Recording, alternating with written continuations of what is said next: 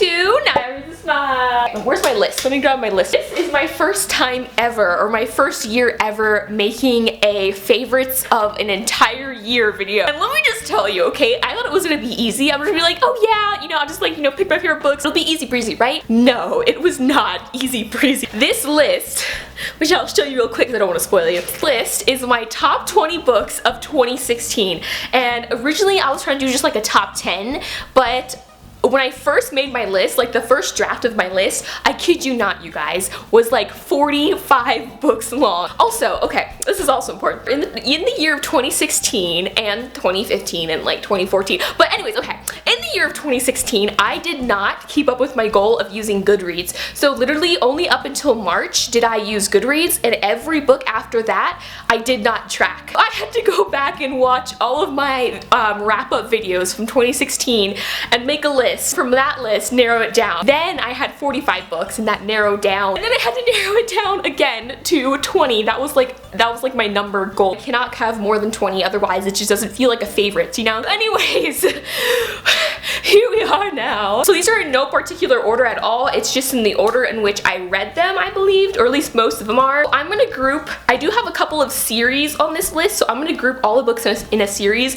under one, so we don't have to talk about each of them like individually, or I guess we are, but okay, I'm confusing you now. Let's just get into this. First 3 books is the entire Fifth Wave series by Rick Yancey. I have read a lot of apocalypse books, okay? You guys know me. I'm like a sci-fi fantasy girl. I feel like the reason why a lot of people don't like apocalypse books is because they're very predictable. So like I'm not gonna lie, a lot of the apocalypse books I've read have been just like kind of your stereotypical like zombie apocalypse, alien apocalypse. Like there's kind of like this, you know, standard in which it's just very predictable, you know what I mean? The reason why the Fifth Wave is on my favorites list is because it has completely broken out of that shell of predictability, especially with the second book, which is my favorite, The Infinite Sea. I did not see anything coming. Fifth Wave series is about an alien apocalypse that happens.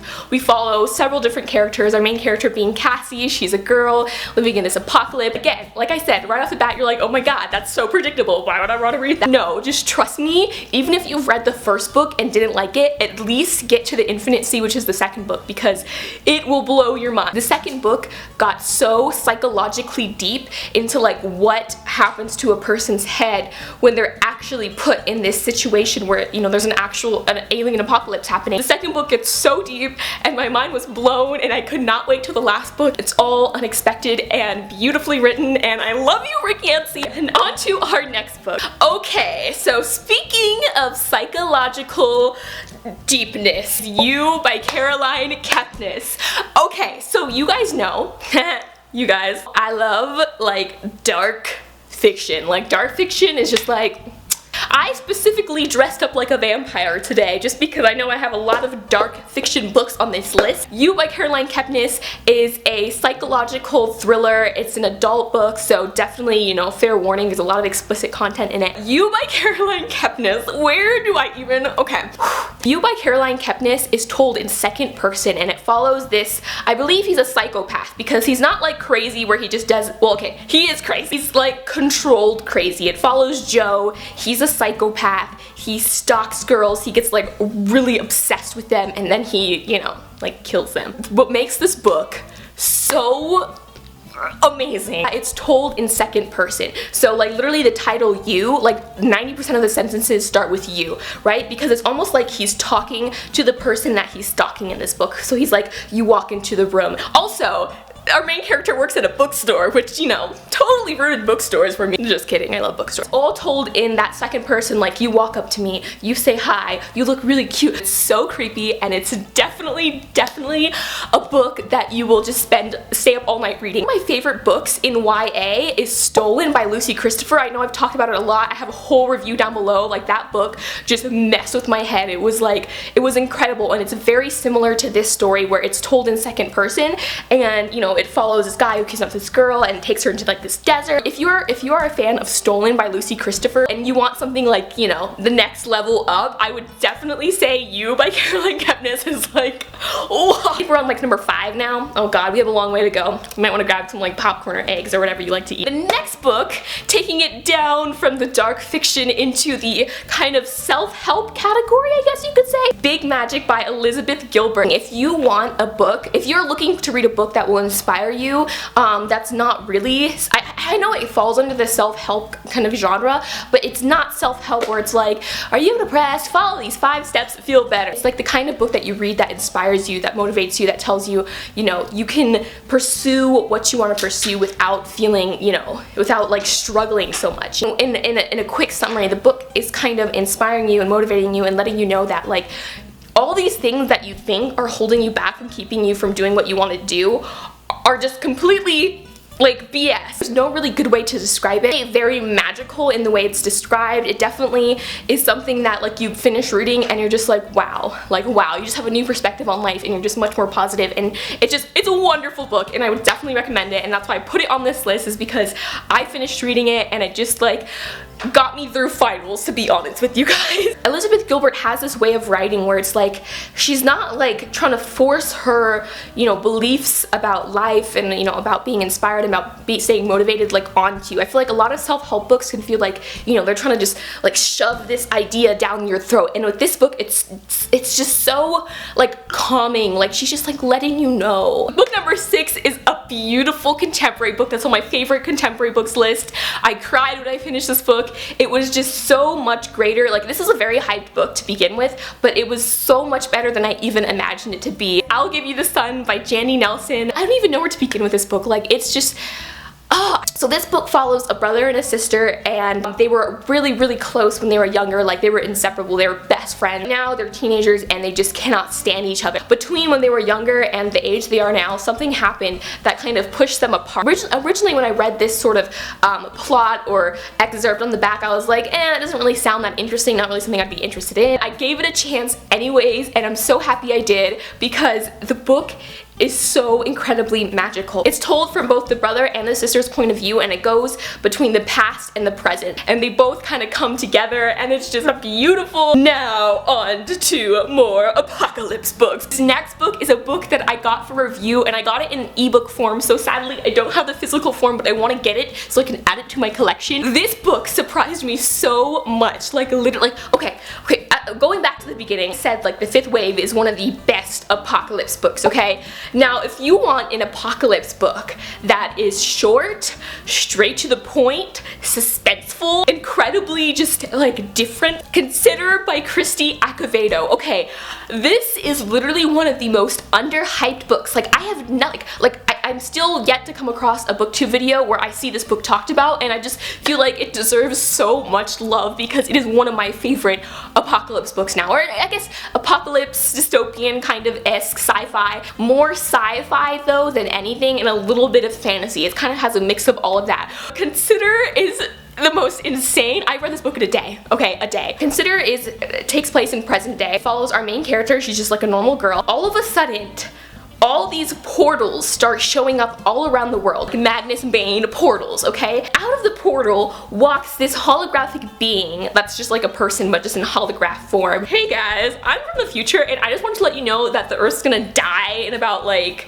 3 months, so, you know, just, but lucky you, we brought these portals with us and you can just go through them and go into the future and be saved, right? No. Okay, so basically these portals show up and the holographic being comes out and lets everyone know that the Earth's gonna die because a meteor is gonna come and like crush everyone to like bits. Now people have to consider whether or not they want to go into the portals into the future. So again, like, you know, right off the bat, it's a really sketchy situation. Each day and each chapter starts with a day number and then also a question. So what's really cool is that the people, they can ask this holographic being a question. So, you know, like, what's the future like? What's your government like, do you have a monetary system? You know, what are people like? How long do they live for? All of these kind of questions that you would normally have, you could ask the holographic being, and that's how each chapter starts, is with an answer. So really cool in that aspect. And then of course we have our main character who is deciding, you know, whether or not she wants to go through this portal, and so it definitely has a psychological aspect to it too. So incredible and so fast paced, and it's very short for like one of these sci-fi books, and if you want something quick to read that's just gonna blow your mind, like read Consider. It's fantastic. The next two books I have on my list should have been first. Why didn't I say these first? I think you guys know. I think these have to be my top 2 books of 2016. Like if I could have only read 2 books in 2016, it would have been these 2 books. Can you guess? I'll give you a hint. Rise in! Court of Thorns and Roses and A Court of Mist and Fury by Sarah J Maas, okay? So these books, like, these were the first 2 books in the new adult genre that literally were like fantastic. Like, I can't even express how much I love these books. Like I've said this before, they've made their way onto my top list of books of all times.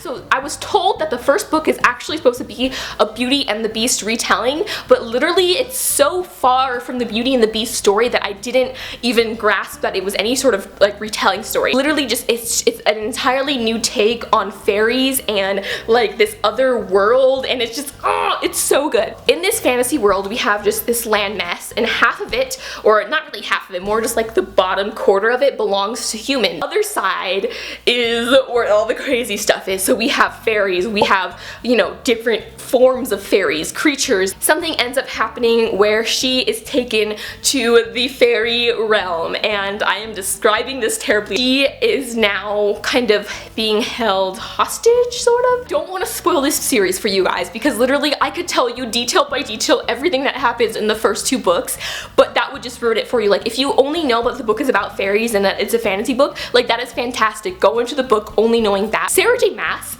she has like 10 different things going on in every single one of her books. You think you know what's going on, and then she like throws something else at you. You're just like, what? I would put this book over the Throne of Glass series, which is kind of insane because like I started the Throne of Glass series way before I started this series, but it is like the top like fantasy for me, so please read it. Since we're talking about Sarah J Maas books, next book on my favorites list is Empire of Storms by Sarah J Maas. This was like one of the big books, big releases of 2016, and you know, I was scared that it wasn't gonna live up to the hype.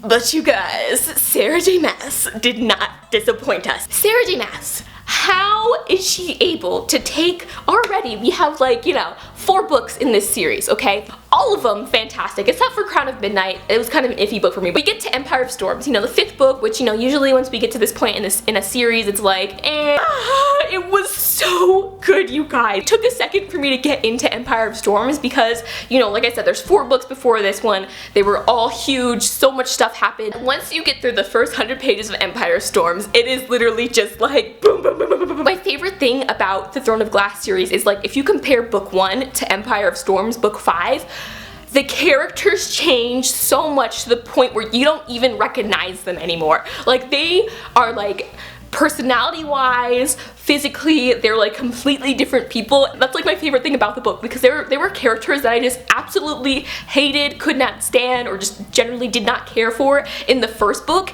and now come the 5th book, like I don't even care about like our main character anymore. Like I'm so involved in like all of the side characters and, you know, their perspectives. We were reading a chapter from like our main character's point of view. I was literally just like trying to get through it just so I can get to the other characters because I love them way more. Sarah J Maas has mastered character arcs. Like literally, she is just able to write people so well and their experiences so well, and I just love that. I should have brought water because my voice is getting all hoarse and dry. Next book, since we're talking about fantasy, our second fantasy queen, Cassandra Clare, wrote this little book called Lady Midnight. Lady Midnight by Cassandra Clare. Okay, where do I even begin with this book? Book I read last month, so it's still like all the emotions are still, you know, flustering. Clare is the author of the Mortal Instruments series. I absolutely love the Mortal Instruments series, you guys, okay? I believe there's like 5 books, and then there's also the Infernal Devices, which I've also read, which is another 3 books, and now we have Lady Midnight. Lady Midnight is my favorite book out of every Cassandra Clare book. that has been written. Our Mortal Instruments series and out of the entire Infernal Devices series, this book sits on top of all of them. I was not expecting that going into this book. The characters are so incredibly perfect and wonderful and diverse. The main reason why I say this is my favorite Cassandra Clare book in general is because we have the Infernal Devices series, and then we have, you know, the Mortal Instruments series, and, you know, for both of these books, when we first started reading them, you know, there was a lot of world building, right? You know, a lot of the book was dedicated to building the world. You know, we were new to the Shadowhunter world, you know, we didn't know the rules or like the runes or like, you know, we didn't know really much about the world, so we had to learn a lot of that in the first few books of the series. Now that we're literally on, I think this is Cassandra Clare's 9th book in this world, or like 10th book in this world, we know about the Shadowhunter world. Like, it is like a second world to us, okay? For those of you who love the Mortal Instruments series, that whole world building aspect of a lot of fantasy books, we don't have to really worry about in Lady Midnight, so we immediately just got to jump into like meeting the characters and getting into conflict. That is why this book is my favorite, because, you know, you just go into it and you're just in this world that's familiar to you, and we just have a new group of characters and we get to follow them, and all the action just starts immediately, and it's so fantastic. There was such a focus on just the character, their experiences that they went through, since we had so much, we literally had 600 pages of just characters and conflict, and that just made the book so like just like this condensed milk joy. That sounds terrible, but I've talked about this next book because it is my favorite series of all time. Whimsical series by Magnus Stivater. I read the very last book in that series last year, The Raven King, and I was in tears. Like, it felt like someone died to me. Like, that's how attached I am to that series, how impactful that very last book was. I talk about this series so much.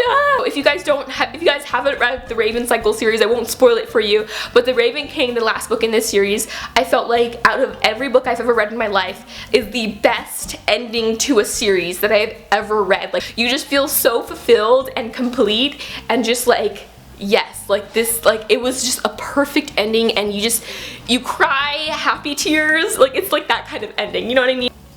Phenomenal. It was phenomenal. Okay.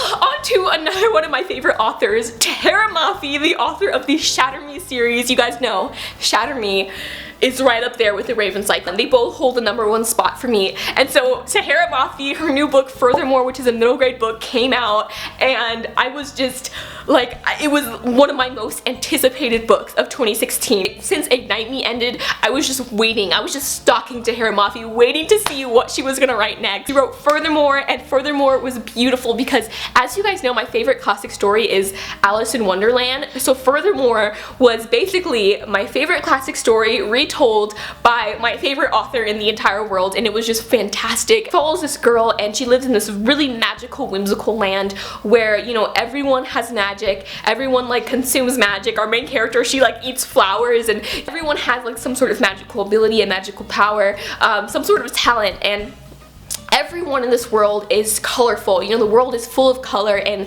color is seen as just like the most beautiful thing in this world. But our main character is colorless. She's just completely white, her hair, her eyelashes, everything. And so she was kind of really looked down upon because she didn't have any color, which was really weird in this world of just an incredible magic color. She ends up going on a journey with this other character to find her father, who was lost in, I guess you could say, kind of like a wonderland if you were comparing it to the original book. This wonderland is very tricky and sneaky. If you love Alice in Wonderland, you will love Furthermore. Next favorite book of 2016 was Flawed by Cecilia Ahern. Now, it has been so long since I've read like a mind-blowing dystopian book. Flawed by Cecilia Ahern is a dystopian book about this futuristic society in which everyone strives to be perfect. And I feel like everyone in this society in like America, you know, kind of has that same mindset a little bit. Making good decisions, you know, dressing well, you know, doing well in school, you know, just in every aspect of life you strive to be perfect. Now, if you make a mistake, like either a moral mistake or just like a mistake in general,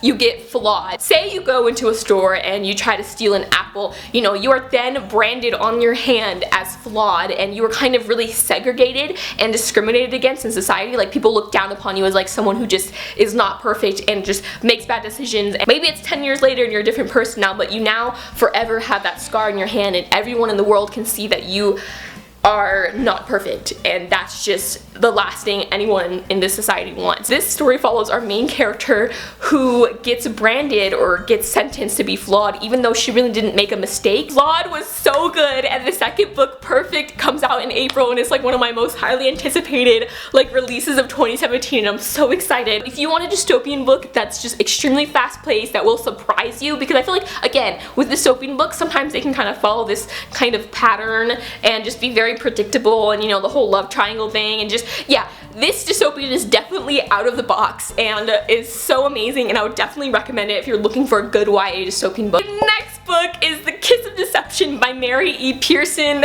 I read the first 2 books in this series and half of the last book because I did not want to finish the last book, but I need to finish it, but I don't want to because I don't want the story to be over. The Kiss of Deception by Mary E. Pearson is an amazing fantasy book. I know it's been hyped so much, and I know some of you guys who haven't read it yet are probably like kind of on the fence about it. Let me tell you now, it has lived beyond the hype that I had originally heard about it. Kiss of Deception is a fantasy book that follows a runaway princess who tries to avoid getting married to the prince of her enemy kingdom via an alliance formed by her parents. She runs away with her friend. She becomes a waitress to kind of hide out. One of her other enemy kingdoms ends up, you know, seeing this as an advantage, and so goes and sends an assassin after her to try and kill her. Meanwhile, the prince that she was supposed to marry ends up going to try and find her to save her and bring her back. She has one person sent to kill her, one person sent to save her, but the twist and what makes this story so amazing, it's told from our main character,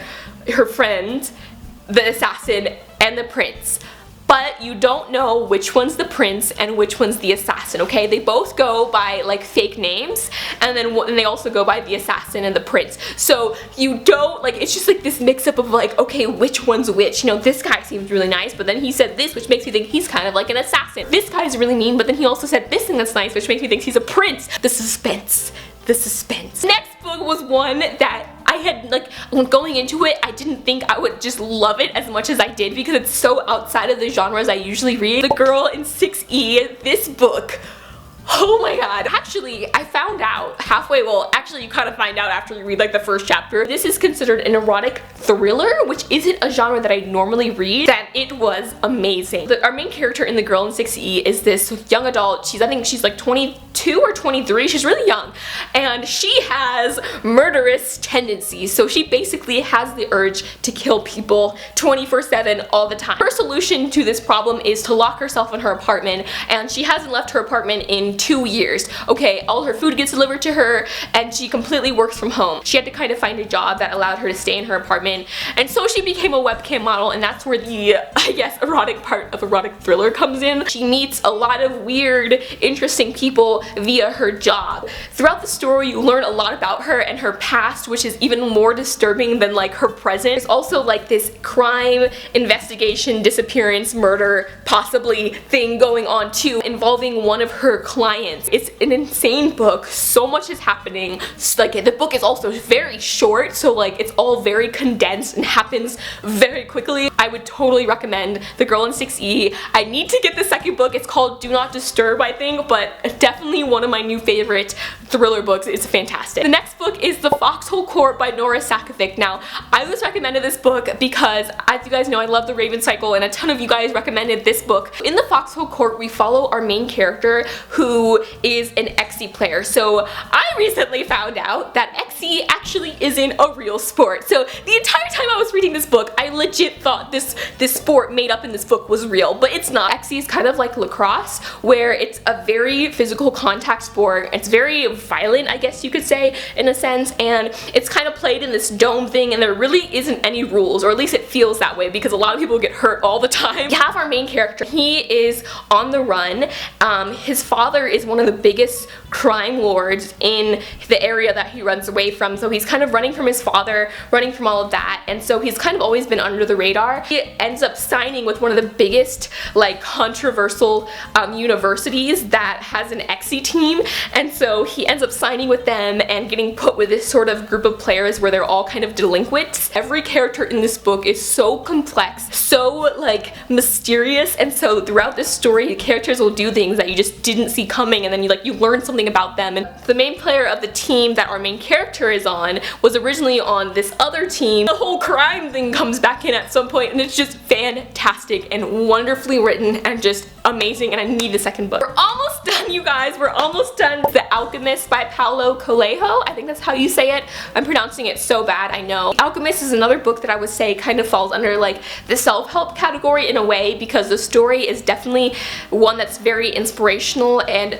it just kind of changes the way you look at things. In the story, we follow a boy. He's a sheep herder, and he's always had this dream of seeing the Egyptian pyramids. Decides one day to pursue his dream of seeing the pyramids, even though he really only wants to see it because it'll just make him happy. And so along the way, he meets a lot of mystical, magical characters that kind of push him and keep him going on this sort of journey. And this book definitely encompasses the idea of like, it's the journey, not the destination. And along the way, he learns a lot. He learns a lot about himself, about life, about the universe, and it's just so beautiful. You just come out a different person when you finish this book. Next book, we're getting into The Fallen Angels. Immortal City. This book was, again, is on my top list of favorite angel books, okay?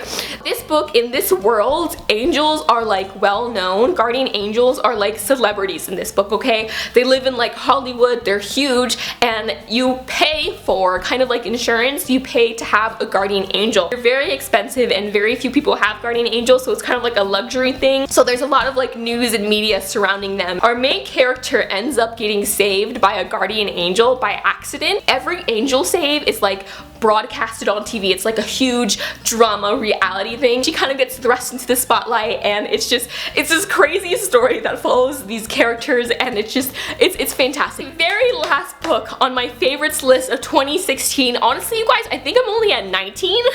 I swear I counted 20. The Sun is Also a Star by Nicola Yoon. Nicola Yoon is amazing. Beautiful, beautiful books told with main characters that are so different and just bring a different culture. The Sun is Also a Star is Nicola Yoon's second book, and it was amazing. It follows two main characters, one of them being Jamaican and the second character being a second generation Korean American. Two main characters that just are very different, come from different cultures, different backgrounds, that by some chance end up meeting and spending a whole day together. It's such a beautiful story, and like the format of the story is so different from what I'm used to. It's, you know, told in short stories and from like all sorts of perspectives, and then also our main character stories, and the whole book just encompasses one day where these two characters meet. Perfect, and it's just Nicola Yoon, man, like Nicola Yoon. Alright guys, that is all of my favorites books of 2016. God, it's literally been 45 minutes. You guys will probably watch this and hopefully it'll be under 20 minutes, but it has been 45 minutes and my face is melted. I thank you guys so much for watching. Until next time, keep reading, and I'll talk to you guys later. Bye!